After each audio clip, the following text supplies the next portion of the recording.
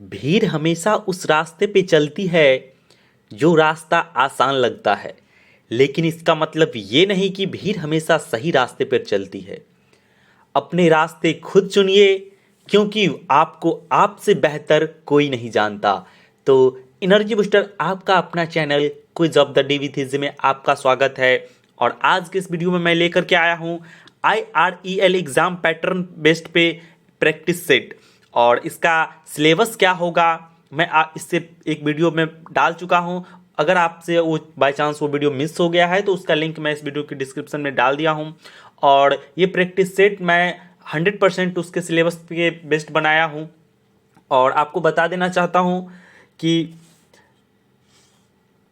इसमें आपका ब्रांच कोई भी हो, चाहे mining, chemical, mechanical, electrical, civil, electronics, आपका कोई भी ब्रांच हो तो उसमें से आपको 50 मार्क्स का जो क्वेश्चन पूछा जाएगा नॉन टेक्निकल पेपर 2, इसका मैं ये सेट लेकर के आया हूँ। इसमें मैं टेक्निकल क्वेश्चन एक भी नहीं है, आप किसी भी ब्रांच का कोई क्वेश्चन नहीं है।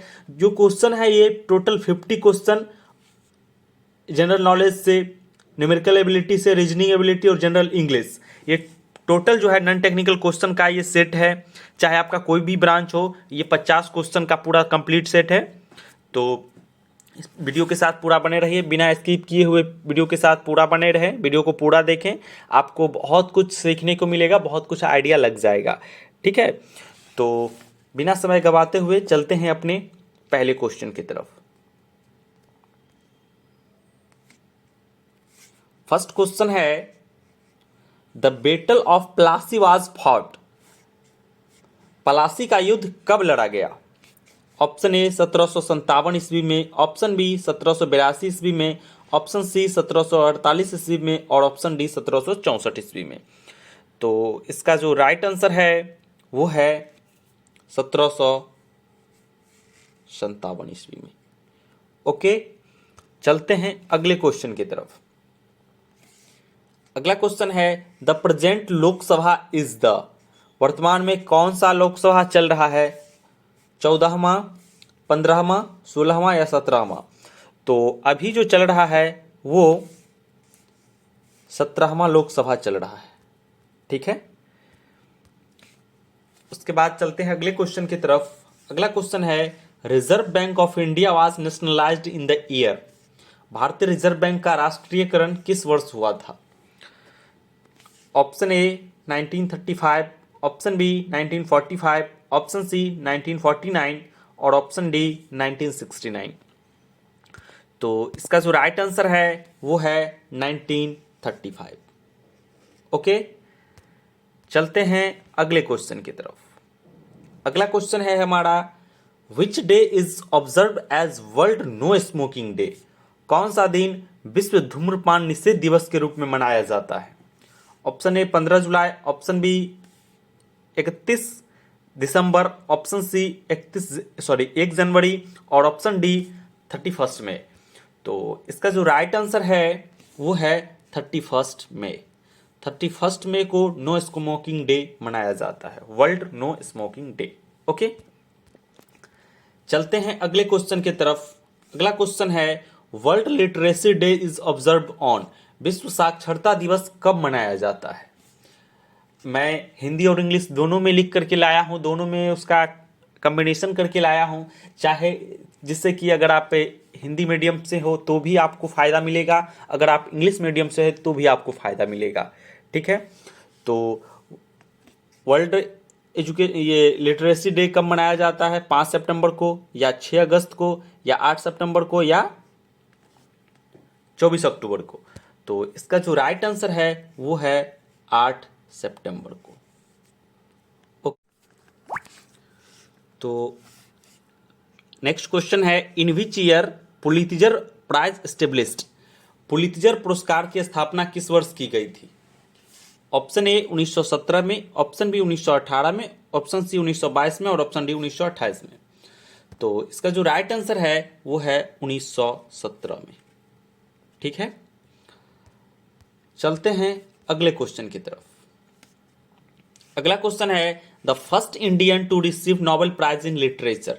साहित्य में नोबेल पुरस्कार पाने वाले पहले भारतीय कौन थे? Option A mother Teresa, option B C V Raman, option C Rabindranath Tagore और ऑप्शन डी सरोजनी नायडू। तो इसका जो राइट आंसर है वो है रविंद्रनाथ टैगोर। इसका राइट आंसर है रविंद्रनाथ टैगोर। ठीक है, नेक्स्ट क्वेश्चन है the final approval to the 5 year plan of India is given by. आपके उस सिलेबस में जो IREL अपने ऑफिशियल वेबसाइट पे जो अपना सिलेबस दिखाया है उसमें ये 5 ईयर प्लान से भी क्वेश्चन पूछा गया, ऐसा वो पॉइंट आउट मेंशन किया हुआ है। ठीक है, तो 5 ईयर प्लान से इसलिए मैं क्वेश्चन लेकर के आया हूँ। तो आपको बताना है भारत की जो पंचवर्षीय योजना को अंतिम मंजूरी किसके द्वारा दी गई थी। ऑप्शन ए कह रहा है NITI Aayog, option B president of India, option C national development of council और option D ministry of finance. तो इसका जो राइट आंसर है वो है नेशनल डेवलपमेंट काउंसिल। ठीक है, चलते हैं फिर अगले क्वेश्चन की तरफ। अगला क्वेश्चन है the first 5 year plan of India started in. Bharat की प्रथम पंचवर्षीय योजना कब प्रारंभ हुई थी? 1951 में, 1952 में, 1949 में या 1950 में? तो इसका जो राइट आंसर है वो है 1951 में। ठीक है, चलते हैं अगले क्वेश्चन की तरफ।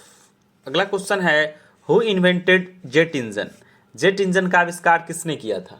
जेट इंजन का आविष्कार किसने किया था? सर फ्रैंक व्हिटल या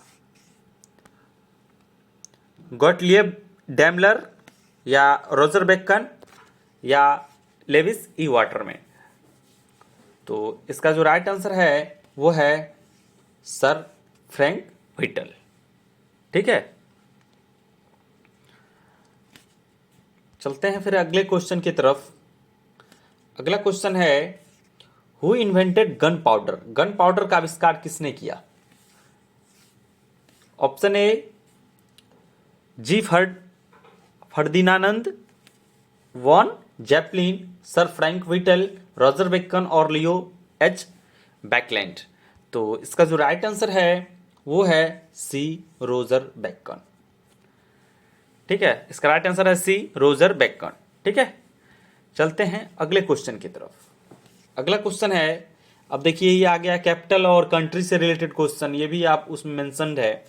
what is the capital of Canada. Canada का राजधानी कहाँ पे है? Option A Stockholm, option B Ottawa, option C Juneau और मॉन्ट्रियल। तो इसका जो राइट आंसर है वो है ओट्टावा। ठीक है, चलते हैं अगले क्वेश्चन की तरफ। अगला क्वेश्चन है what is the capital of Norway. Norway की राजधानी कहाँ है? एम्स्टर्डम, डबलिन, उसके बाद कोपेनहेगन और ओस्लो। तो नॉर्वे की जो राजधानी है वो है ओस्लो। ठीक है, चलते हैं अगले क्वेश्चन की तरफ। अगला क्वेश्चन है the language of डिस्कर्स of Gautam Buddha was. Gautam Buddha के प्रवचन की भाषा क्या थी? आपको क्वेश्चन में ये भी पूछ देता है कि गौतम बुद्ध ने जो उपदेश दिया वो किस भाषा में दी गई थी, है ना। Option A Bhojpuri, option B Magadhi, option C Pali और ऑप्शन डी संस्कृत। तो इसका जो राइट आंसर है वो है पाली। ओके, चलते हैं अगले क्वेश्चन की तरफ। अगला क्वेश्चन है the group of metal FeCO फेकोनी, है ना, में कॉल्ड एज। धातुओं के समूह जो फेकोनी है, आयरन, कोबाल्ट और निकेल, इसको क्या बोलते हैं? Transition metal, main group metal, alkali metal या रेयर मेटल? तो इसका जो राइट आंसर है वो है ट्रांजिशन मेटल। ओके, चलते हैं अगले क्वेश्चन की तरफ। अगला क्वेश्चन है the element common to all acid is. सभी अम्लों में जो कॉमन है वो कौन सा तत्व है? नाइट्रोजन, कार्बन, सल्फर और ऑक्सीजन। तो इसका जो राइट आंसर है वो है हाइड्रोजन। ओके, चलते हैं अगले क्वेश्चन की तरफ। अगला क्वेश्चन है plant developing in dry condition are. जो ड्राई कंडीशन में, शुष्क परिस्थिति में जो पौधे विकसित होते हैं उसको क्या बोलते हैं? Option A xerophyte, option B mesophyte, lithophyte और हाइड्रोफाइट्स। तो इसका जो राइट आंसर है वो है जीरोफाइट्स। ओके, चलते हैं अगले क्वेश्चन की तरफ। अगला क्वेश्चन है हु इन्वेंटेड याहू। अभी देखिए टेक्नोलॉजी से भी रिलेटेड क्वेश्चन आ गया। याहू को का जो विकास कौन किया? डेनिस रिचर्ड, केन थॉमसन या David Filo and Jerry young. उसके बाद विंट कर्फ, रॉबर्ट कैन और स्टीव कैश, जेफ बेजोस। तो इसका जो राइट आंसर है वो है ऑप्शन बी।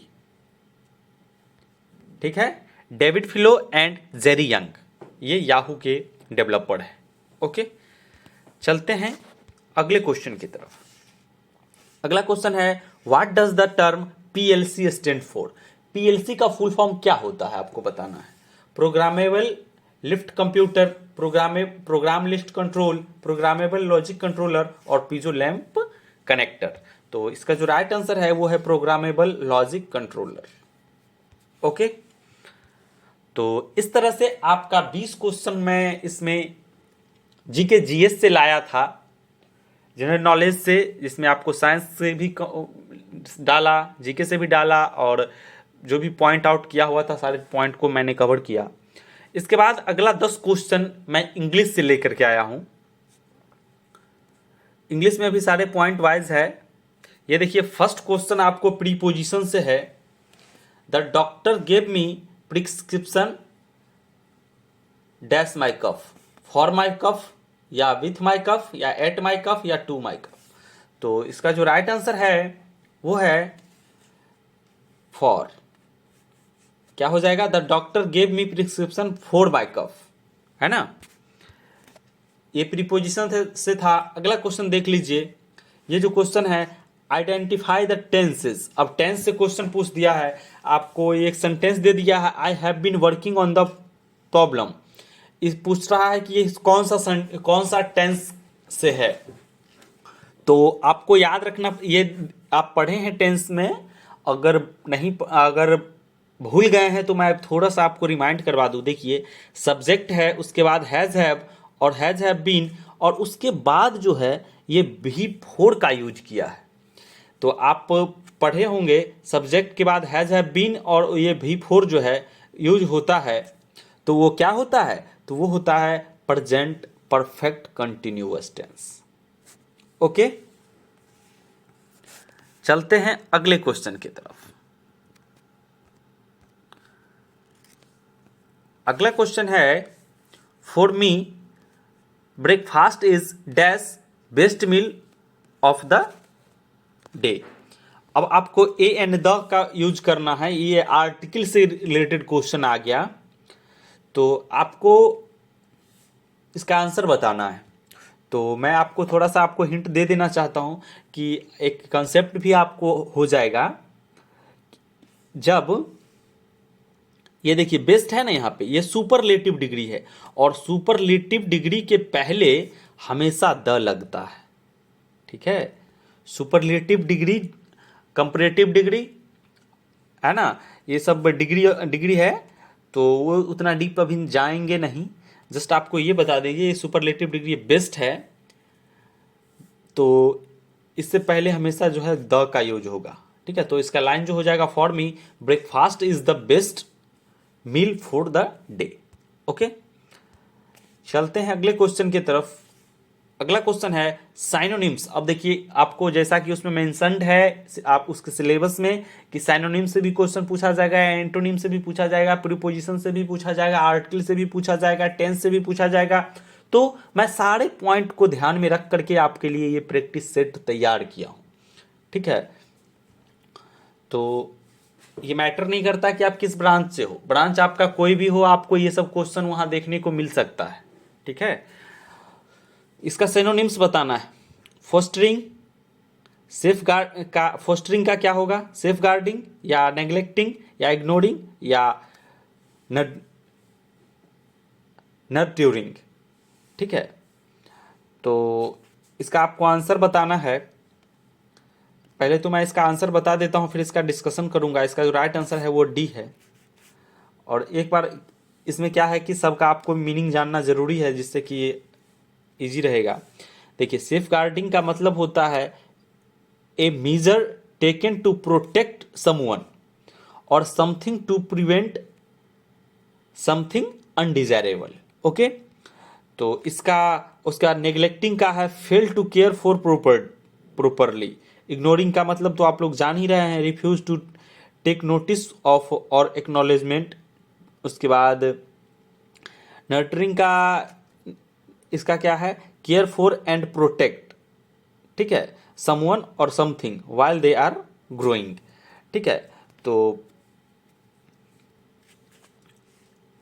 और इसका मतलब क्या है, फोस्टरिंग का इनकरेज द डेवलपमेंट, दोनों बराबर है, देख रहे हैं, encourage the development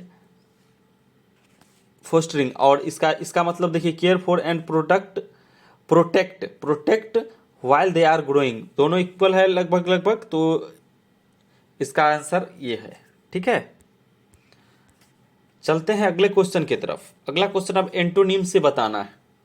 antonym, protect का एंटोनिम क्या होगा? एंटोनिम मतलब उसका उल्टा, ठीक है। हिंदी में आप लोग पढ़े होंगे विलोम शब्द, उसी को एंटोनिम बोलते हैं। और साइनोनिम जो होता है वो समानार्थक शब्द, अर्थ सेम निकलता है और उसका वर्ड अलग अलग होते हैं। तो प्रोटेक्ट का उल्टा क्या हो जाएगा? ऑप्शन ए कह रहा है डिफेंड, डिप्रिव्स, डेजर्ट्स और डेविसेस। तो इसका जो यहाँ पे राइट आंसर है वो है ऑप्शन डी, ठीक है। और एक बार आपको फिर से मैं बता देना चाहता हूं, सॉरी, यहाँ पे जो राइट आंसर है वो है ऑप्शन सी, मैं डी गलत बोल दिया, ठीक है। इसका राइट आंसर है डेजर्ट। और इसका एक्सप्लेनेशन थोड़ा सा देख लेते हैं। एक्सप्लेनेशन देख लीजिए, यहाँ पे डिफेंड का मतलब तो जानते हैं, प्रोटेक्ट फ्रॉम हार्म और डेंजर। और डिप्रिव्स का मतलब होता है प्रिवेंट फ्रॉम हैविंग और यूजिंग समथिंग। और डिविसेस का मतलब होता है प्लान और इन्वेंट बाय केयरफुल थॉट, ठीक है। तब तो सेम सेम हो रहा है, प्रोटेक्ट ये इक्वल लगभग हो रहा है। और सिक्योर का मतलब तो जानते ही हैं, फिक्स और attached, can not be moved और लॉस्ट। और डिजर्ट्स का मतलब to abandon, that is to stop supporting और लुकिंग आफ्टर, ठीक है। प्रोटेक्ट का मतलब तो जानते ही हैं, keep safe from harm.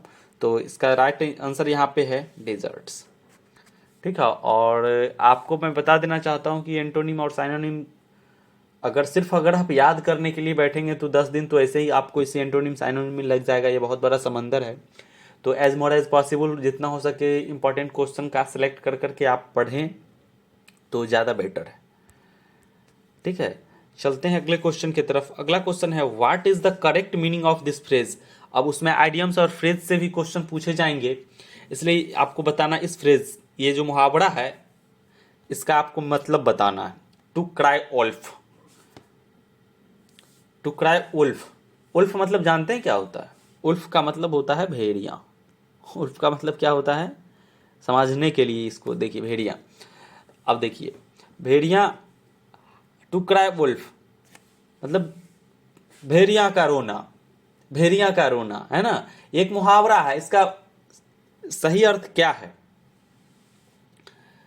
The to listen eagerly, to give false alarm, to turn pale और to keep of starvation.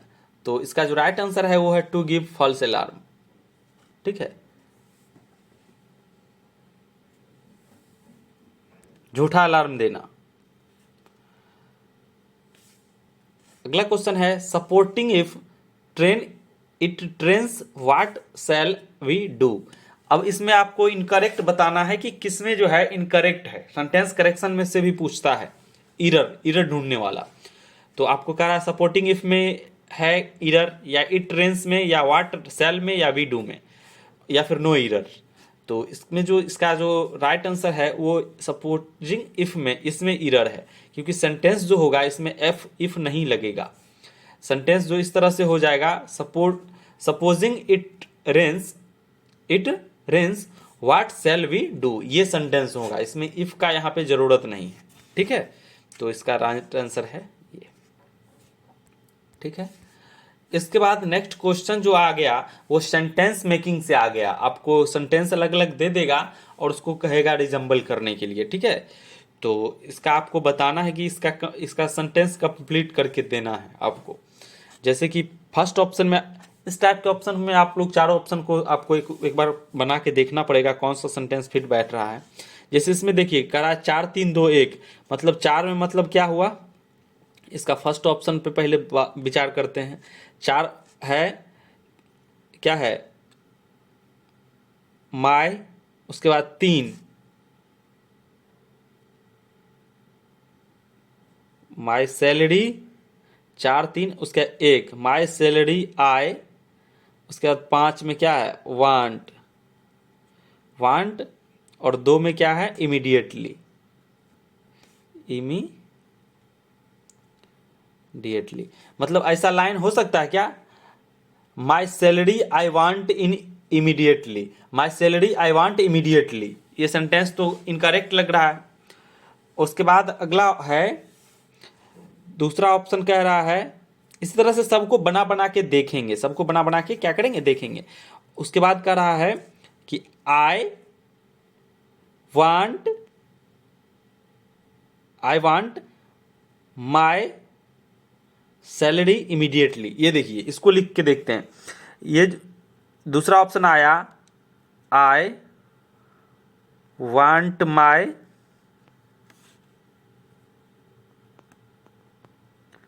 Salary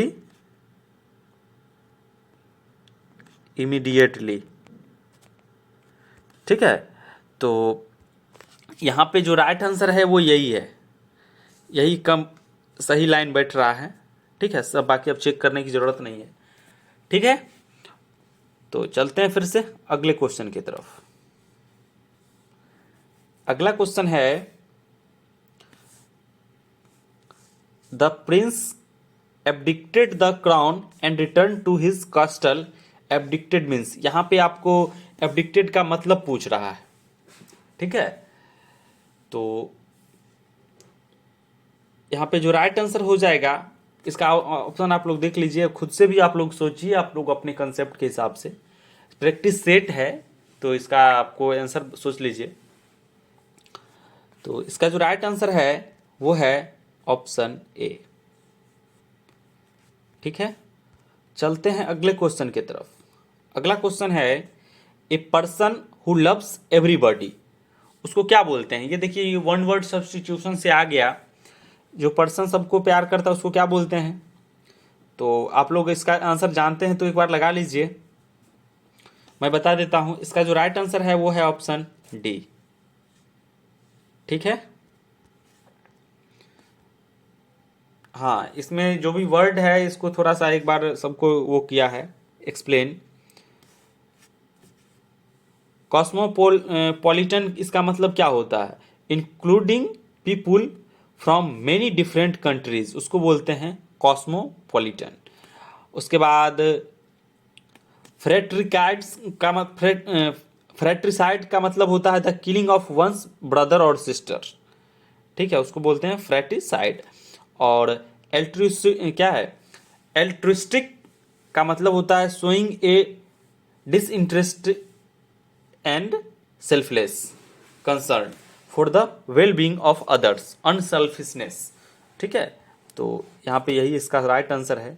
जो अनसेल्फिशनेस होगा, निस्वार्थ होगा, वही तो दूसरे को, सबको प्यार करेगा, है ना। उसके बाद चलते हैं फिर अगले क्वेश्चन की तरफ। अगला क्वेश्चन ये देखिए, अब आपका जनरल इंग्लिश से जो क्वेश्चन था, मैंने 10 क्वेश्चन को ही लाया था इसमें। अब इसमें अब आगे का जो 20 क्वेश्चन मिलेगा, इसमें आपको रीजनिंग से मिलेगा और करंट अफेयर्स से मिलेगा। ठीक है, इस टाइप से आपको क्वेश्चन पूछा जाएगा, choose the alternate which closely resemble the mirror image. आपको मिरर इमेज से इस टाइप का रिलेटेड क्वेश्चन पूछा जाएगा, तो इसका आपको राइट आंसर बताना है। ठीक है, तो इसका हम आंसर आपको बता देते हैं। इसमें आपको एक कंसेप्ट याद रखिएगा, जो आईना में क्या होता है, आईना के सामने जब आप खड़े हो जाएंगे तो जब आप दाहिना हाथ ऊपर करेंगे तो आईना में देखेंगे कि बायां हाथ ऊपर हो रहा है। अभी जाके ट्राई कर लीजिए। तो सबसे पहले तो इसके जो लेफ्ट साइड में है, राइट साइड में, वो लेफ्ट साइड में आ जाएगा, और जो लेफ्ट साइड में है वो राइट साइड में चला जाएगा। तो इस तरह से आप ऑप्शन देखते हैं। जैसे ए इधर लेफ्ट साइड में है तो ऑप्शन वाला में कहाँ कहाँ देखेंगे कि राइट साइड में है। ठीक है, तो आप देख रहे हैं तीन, एक ही ऑप्शन एक ही बार में आंसर पकड़ा गया। ये सब ऑप्शन तो ऑलरेडी कट गया है ना, डायरेक्ट आंसर आ गया। बाकी सब वर्ड को देखने का जरूरत भी नहीं पड़ा। ठीक है, लेकिन एग्जाम में ऐसा इतना इजी आएगा नहीं, एग्जाम में थोड़ा आपको दिमाग भी लगाना पड़ेगा। ठीक है, चलते हैं अगले क्वेश्चन की तरफ। अगला क्वेश्चन ये देखिए, रीजनिंग से है। 120, 99, 80, 63 इसका आपको बताना है। तो इसका आप लोग पहले सॉल्व कर लीजिए। अब देखिए, जैसे इसको रीजनिंग को नंबर सीरीज वाले को क्या करते हैं, इस तरह से आप लोग देख ले, उसका सीरीज देखना पड़ता है कितना कितना बढ़ घट रहा है। जैसे इसमें से 120 से हुआ 99, जैसे देख लीजिए 120 से हुआ 99, कितना घटा, 21 घटा। ठीक है, 99 से हुआ 21, कितना घटा, 19 घटा। अब 80 से हुआ 63, कितना घटा, 17। और 63 से हुआ 48, कितना घटा, 14, सॉरी 15 घटा। मतलब आप देख रहे हैं 21 के बाद 9, मतलब दो दो, देखिए 21, 19, 17, 15। अब देखिए, अब 15 उसके बाद हो जाएगा 13। सीरीज जब आप उसका एक डिफरेंस, ये यहाँ से कुछ सीरीज पता चल जाएगा। देखिए दो दो घटा रहा है, मतलब अब 13 घटेगा। 48 में से 13 चला जाएगा, कितना हो जाएगा, 35। ठीक है, चलते हैं अगले क्वेश्चन की तरफ। अगला क्वेश्चन आपको बताना है। इस तरह से आपको अल्फाबेटिकल सीरीज से भी क्वेश्चन पूछा जाएगा। तो अब देखिए, इसको बताना है। जैसे देखिए, एक एक वर्ड आपको इसमें बनाना पड़ता है। जैसे एस, फर्स्ट लेटर, सबका फर्स्ट लेटर देखिए, एस, टी, यू। अब अगला कौन आएगा, भी, है ना।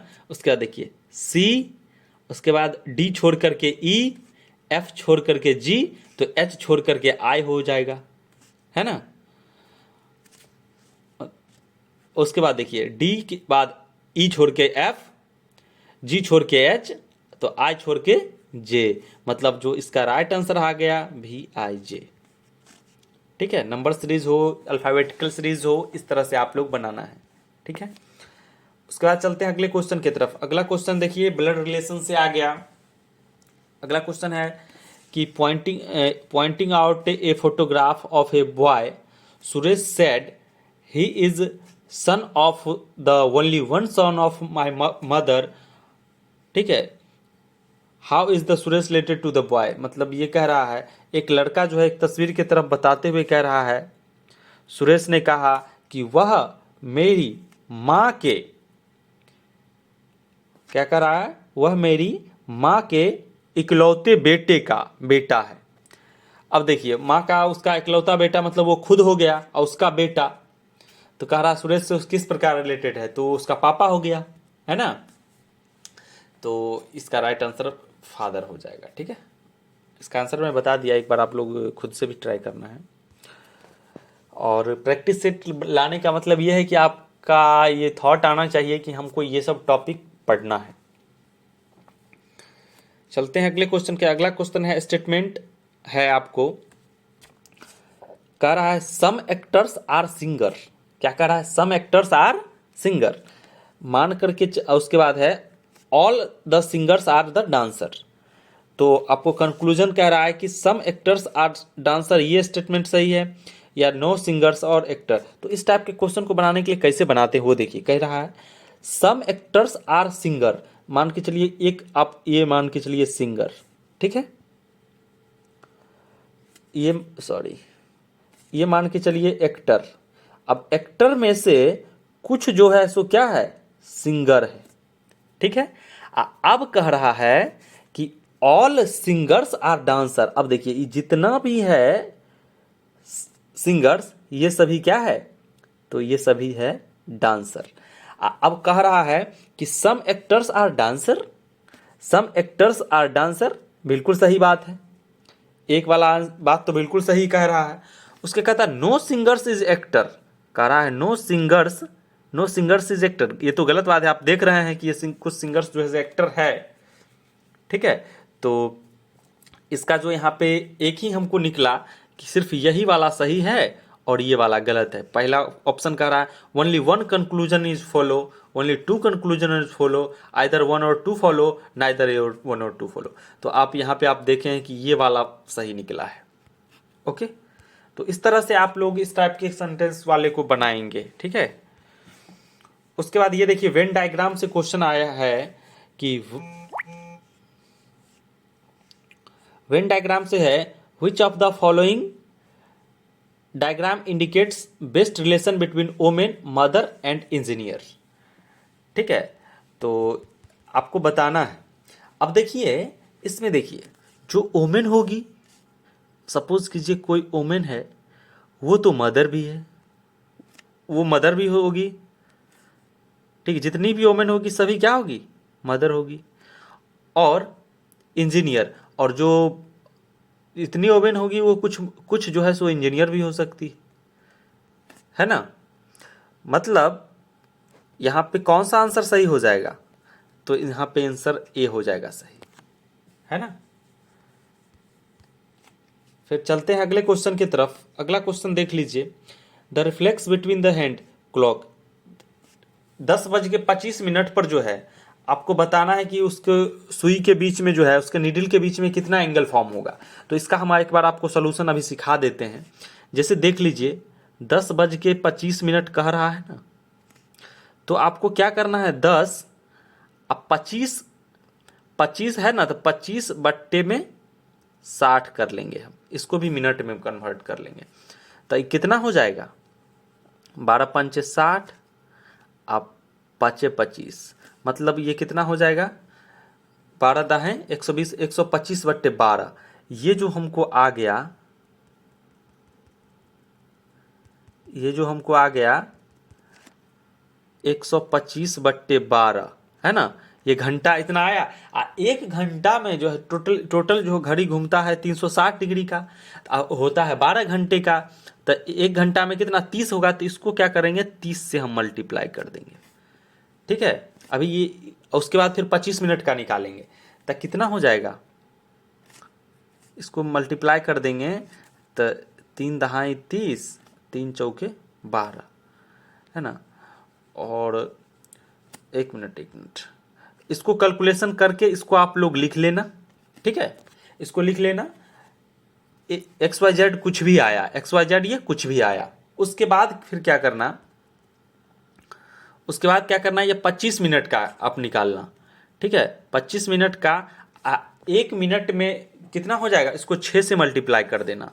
ठीक है, और दोनों को जो हम अभी निकालने के लिए बोले आपको, दोनों को माइनस कर देना, वही जो आंसर आएगा वही आपका आंसर होगा।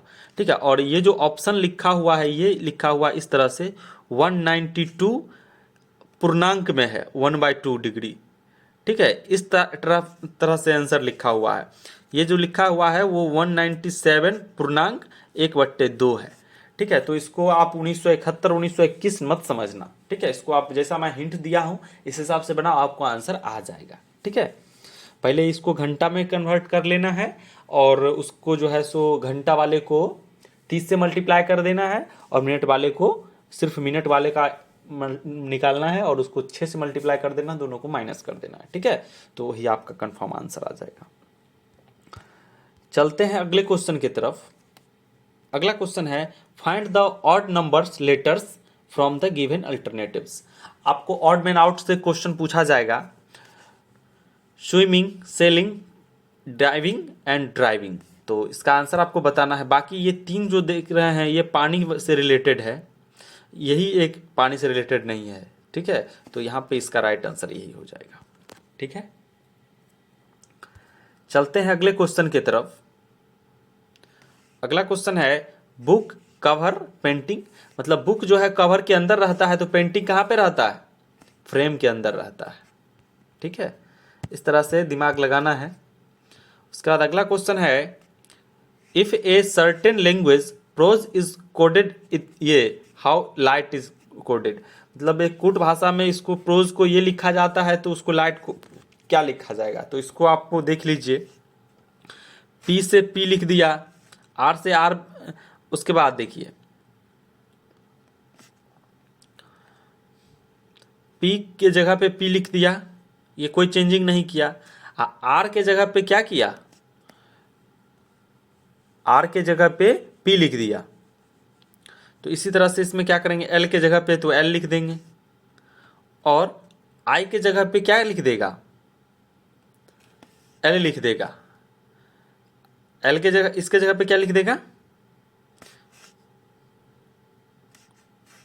एक देखिए पी के जगह, यहाँ पे पी के जगह पे पी लिखा, आर के जगह पे यहाँ पे पी लिख दिया, मतलब इससे पहले वाला। तो इसी तरह से हम क्या करेंगे, आई के जगह पे फिर एल लिख देंगे। इसके बाद कह रहा, उसके बाद ओ के जगह पे ओ ही लिख दिया, तो इसको हम फिर जी को भी ऐसा ही लिख देंगे, ठीक है। और उसके बाद एच के जगह, यहाँ उसके बाद देखिए एस के जगह पे क्यू लिख दिया। इसी तरह से जब इसको आप लोग सॉल्व करेंगे इसको, तो आपको देख रहे हैं यहाँ से तो पकड़ा रहा है एल एल जी वाला, तो एल एल जी वाला एफ, ये इसका आंसर हो जाएगा, ठीक है। तो इस तरह से आपको बनाना है।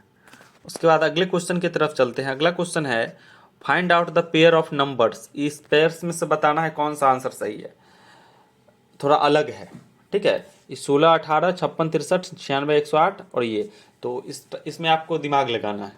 तो इसमें आप देख रहे हैं कि ये देखिए 2 8 16, 2 9 18, 8:9 के रेशियो में हुआ। 7 8 56, 7 9 63, ये 8:9 में हुआ। अब देखिए 12 8 96, अब 12 9 78 से, अब ये देखिए ये 8 से डिवाइड ही नहीं हो रहा है। अब मतलब आप देख रहे हैं कि ये सभी जो है, ये तीनों जो है 8:9 के रेशियो में है, और ये 8:9 के रेशियो में नहीं है। तो यहाँ पर जो इसका आंसर यही अलग है, ठीक है। चलते हैं अगले क्वेश्चन की तरफ। अगला क्वेश्चन डायरेक्शन से है। इसका आप लोग देख लीजिए, क्वेश्चन देख लीजिए थोड़ा सा क्या कह रहा है। If Rahim moves 20 metre in the east direction and then turn to his left and then moves 15 meter and then turn to his right moves 25 meter, after this turn to his right and moves 15 meter, now what how far is from starting point। तो इसको आप लोग पहले solve कर लीजिए, फिर मैं इसको बताऊंगा। तो इसका देख लीजिए, इसका डायरेक्ट सोल्यूशन है यहाँ पे। इसका जो राइट आंसर है वो है 45 मीटर। आप लोग कैसे बनाए देख लीजिए, इसका सॉल्यूशन भी देख लीजिए, ठीक है। उसके बाद चलते हैं अगले क्वेश्चन की तरफ। अगला क्वेश्चन है in a row tree, a tree is 7th from left and 14th from right. एक ट्री है, ठीक है, एक कोई ट्री है जो लेफ्ट से जब चलता है, लेफ्ट से तो वो 7th नंबर पे आता है, राइट से चलता है तो 14th नंबर पे आता है। तो कहता है टोटल रो में कितना है, हाउ मेनी ट्री इन रो। तो इस टाइप के क्वेश्चन में क्या करना है कि जो लेफ्ट और राइट दोनों है उसको जोड़ देना है। तो 14 और 7 को जोड़ के -1 कर लेना है, यही इंपॉर्टेंट है, -1 जरूर करना है। तो 14 7 21 में से एक गया 20। तो इसका जो राइट आंसर हो जाएगा वो हो जाएगा सी, ठीक है। उसके बाद चलते हैं अगले क्वेश्चन की तरफ। अगला क्वेश्चन अब हो गया, अब जीके अब आ गया जीके। अब फिर से करंट अफेयर से ही कुछ क्वेश्चन डाल दिए हैं। अभी रिसेंटली 1 दिसंबर को एड्स दिवस फिर मनाया गया है, लेकिन ये सबसे पहले कब मनाया गया था एड्स दिवस, ये क्वेश्चन है। 1995 को, 1988 को, 2000 को या 2011 को। तो सबसे पहले जो मनाया गया था वो 1988 को मनाया गया था, ठीक है। उसके बाद अगला क्वेश्चन करंट अफेयर्स से है। एआई सुरक्षा शिखर सम्मेलन 2023 की मेजबानी कौन करेगा। Which country is hosting the AI security summit 2023। तो इसका जो राइट आंसर है वो है यूके। चलते हैं अगले क्वेश्चन की तरफ। अगला क्वेश्चन है on which day world wagon day 2023 observed. विश्व शाकाहारी दिवस किस तारीख को मनाया गया। तो नवंबर 1 या फिर अक्टूबर 31, दिसंबर 1 या नवंबर 2। तो इसका जो राइट आंसर है वो है नवंबर 1, ठीक है। चलते हैं अगले क्वेश्चन की तरफ। अगला क्वेश्चन है what is the IMF forecast for global growth in 2023। 2024 में वैश्विक विकास के लिए आईएमएफ का पूर्वानुमान क्या है? तो इसका जो राइट आंसर है वो है 2.9%। ठीक है, उसके बाद चलते हैं अगले क्वेश्चन की तरफ। अगला क्वेश्चन है, on which day national unity day celebrated? राष्ट्रीय यूनिटी मतलब हिंदी में एकता, एकता दिवस कब मनाया जाता है? तो इसका जो राइट आंसर है वो है 31 अक्टूबर को। ठीक है, और आज का हमारा आखिरी question, which country is providing financial assistance to India hungers project in Uttarakhand? Uttarakhand में जो हंगर प्रोजेक्ट चल रहा है उसमें जो है कौन सा देश भारत का फाइनेंशियल सपोर्ट करने के लिए आगे आया है? तो इसका जो राइट आंसर है वो है नॉर्वे। इसका राइट आंसर क्या है? नॉर्वे। ठीक है, तो इस तरह से आज का 50 क्वेश्चन कंप्लीट हुआ। उम्मीद करते हैं कि आपको इससे कुछ न कुछ सीखने को जरूर मिला होगा। और अगर आप हमारे चैनल पे हैं तो चैनल को सब्सक्राइब कर दीजिए, क्योंकि आने वाले एग्ज़ाम के लिए कुछ न कुछ मिर्च मसाला हमारे चैनल से आपको हमेशा मिलता रहेगा। ठीक है।